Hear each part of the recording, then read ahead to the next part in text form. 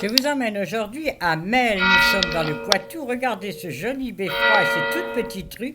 Cette ville a été très très riche car pendant très longtemps, à cause de la mine d'argent, elle frappait monnaie sous les rois de France, surtout les deniers d'argent. Voilà la vieille halle de Napoléon III, mais ça c'est ce qu'il y a de plus récent, car vraiment beaucoup de vieux immeubles sont là. Voilà, nous pique-niquons sur un banc, sur une place absolument ravissante, avec derrière nous un vieil immeuble Renaissance, regardez, avec ici sa façade à pas de moineau, avec au-dessus d'une fenêtre la balance du jugement, car c'était la maison du bailli.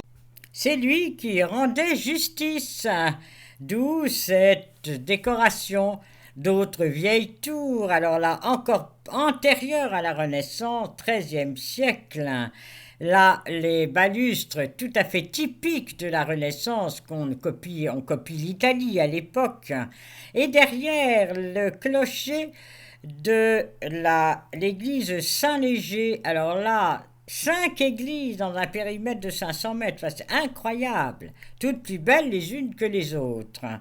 Voilà ici l'église Saint-Léger, sa façade toute brute, toute sobre, mais alors regardez le chœur roman avec ses modillons là-haut qui sont absolument admirables. Voyez, nous sommes sur les anciennes fortifications de la ville pour dominer vraiment toute la région. Voilà ces personnages, ce chat, ce lion, enfin on ne sait pas trop.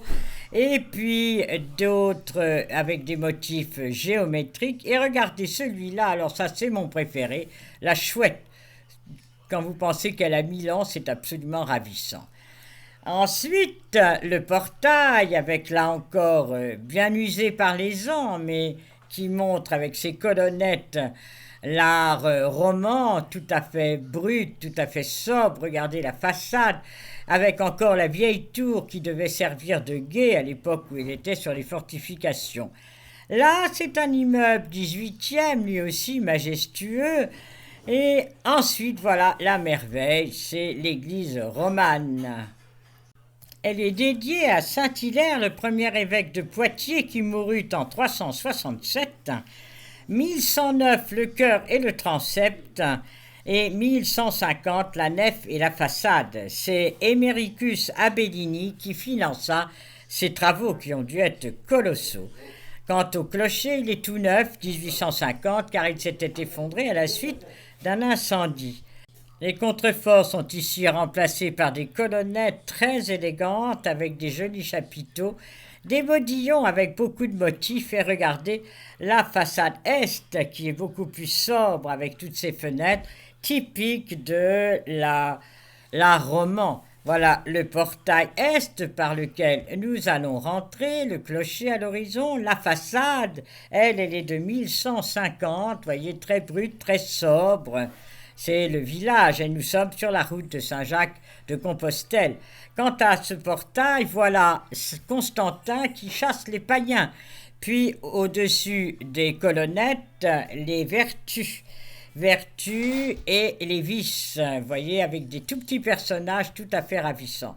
Entrons dans l'église, une nef magnifique, 280 chapiteaux romans, avec des feuilles d'acanthe. Regardez là de chasse au sanglier, avec le chevalier qui chasse le sanglier. Sur un autre chapiteau, ce sont les centaures avec le corps de dragon et la tête d'homme.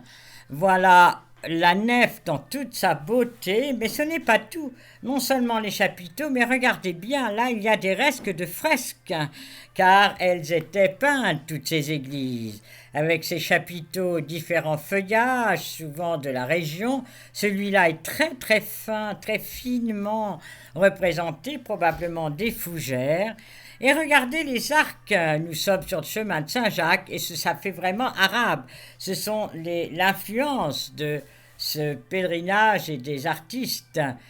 Sous une autre voûte, à nouveau des fresques, un reste de fresques, vous voyez, avec ces arabesques, là encore typiques de l'époque, le chœur avec le déambulatoire et toutes ces colonnes très rapprochées les unes des autres, avec ses superbes chapiteaux et au-dessus une coupole. Avec la succession des toits, d'abord les toits des absides du chœur, puis le toit du déambulatoire et encore au-dessus le toit du chœur et enfin le clocher qui domine. Cette église est pour moi une perfection d'équilibre et je suis ravi de vous l'avoir montré. Je vous dis au revoir, à bientôt pour une autre découverte.